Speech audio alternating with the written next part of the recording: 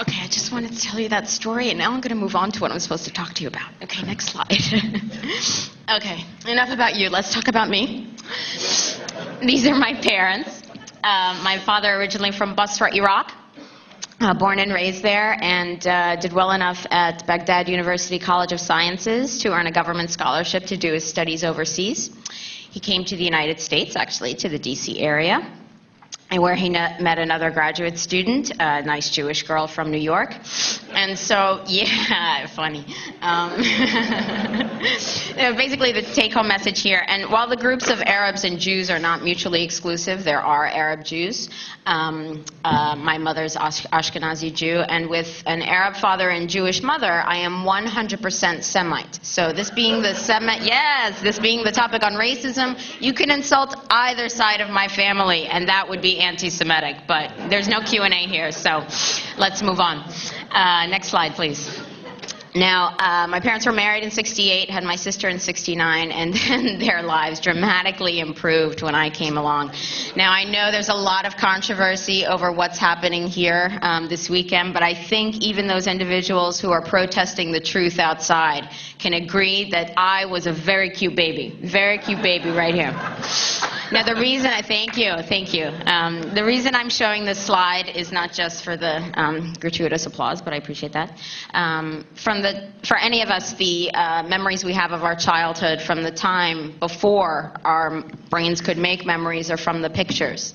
And when I was little, in order for my dad to pay back that government scholarship he was on, he taught at Basra University for 5 years. So the first 5 years of my life were between Iraq and New York. So this is me at 6 months old. I don't remember this picture being taken, but when you talk to me about Iraq, this is the image I think of. But unfortunately, thanks to very effective dehumanization in the American media, next slide, this is what people think of. Swarthy, dark, mustached, evil man, dictator worse than Hitler. Now, I'm not going to defend the regime. There's no question about the ruthlessness of the dictatorship, but we have to remember that pick any country around the world and it's made up of families, and it's those families who pay the price for what happens. Next. Oh, there's a quick vote for me. Okay, next. So just defining it, racism is the belief that race accounts for differences in human character or ability, and that a particular race is superior to others, or it's discrimination or prejudice based on race, denial of the other's humanity. We do not respect them as human beings. And any one of us can define an other. Now, I can't be sure if that's what was happening yesterday, but I thought it was very interesting in the discussion yesterday of Blackwater. It was a distinction that I think we in this room could make, that we are not Blackwater. And I was happy to applaud that they were being brought to justice for the crimes of September 17th, 2007. We have to remember, it doesn't make much difference to the Iraqi people who's firing the weapons that kill their families. But anyway, I just want to point that out for, defining the other. Next. So we already talked about dehumanization of the enemy, the names used in Vietnam for the Vietnamese people. I know the number 58,000, but it wasn't until recently that I knew that over 3 million Vietnamese were killed during that time. And the same goes for Iraq. We've already heard the names used. It's now over 1.2 million and counting as we speak.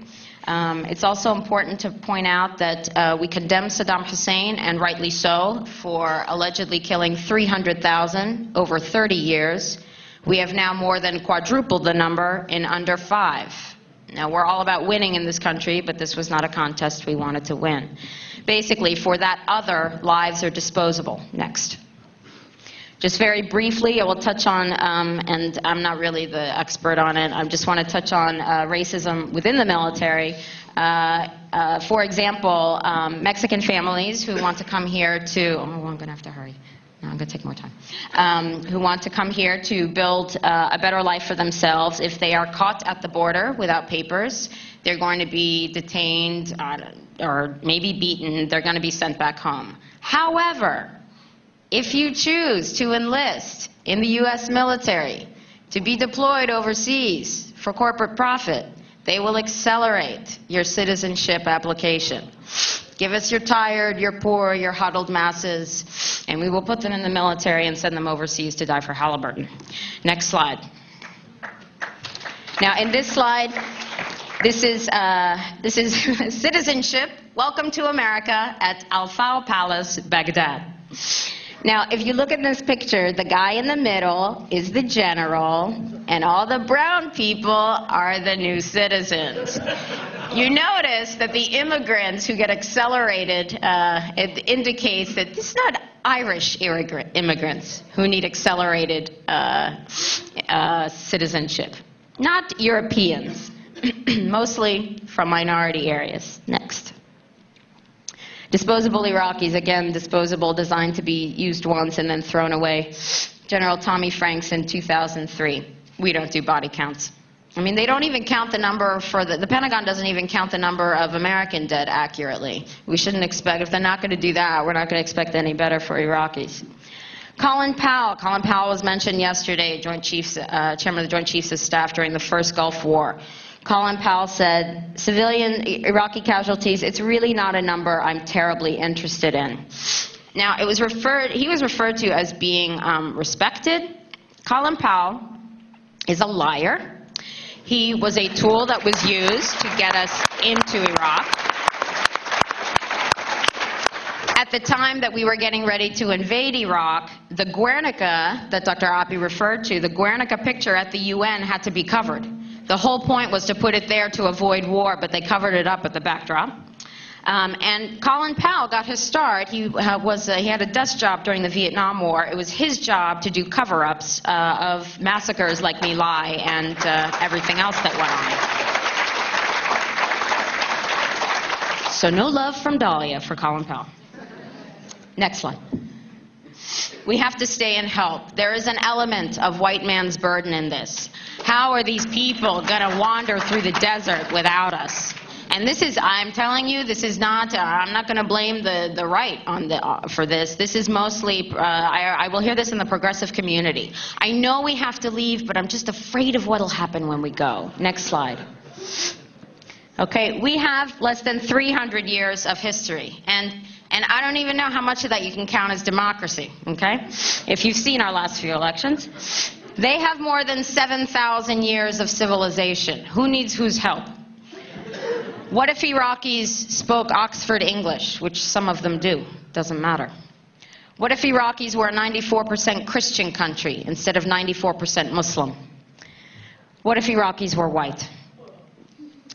There was a comment made yesterday, and I'm so happy I had the chance to speak to the veteran before this session. And what I took from the statement was that Iraqis have a different culture with different morals. And what I walked away from that with was that somehow that we had better morals in this country than they do. But for myself and for him, I wanted to clarify that even the brainwashing that you go through in the military can kick in a moment of stress, which, believe me, this is a moment of stress. That's kind of the attitude that was presented, but we had a really good conversation. So just to clarify that it is a different way of doing things, and the point was we have no right to impose ourselves onto anybody else. Next slide. I know I'm out of time. I'm going to use the next 5 minutes if I could. Are you okay with me doing that? That's fine. Thank you.